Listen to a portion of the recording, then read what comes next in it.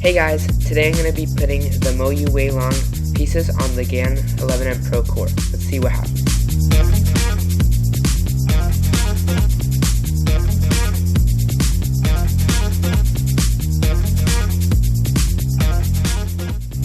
These are the GAN pieces, now let's sort them. Alright, now that we have the GAN pieces out, let's take apart the MoYu WeiLong WRM 2021 MagLev.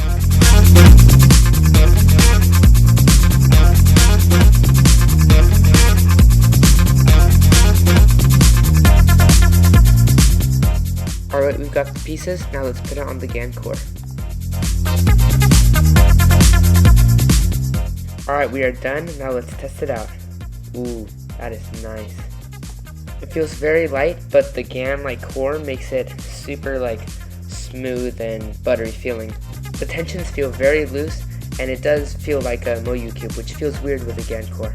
Well, thanks for watching, see you later.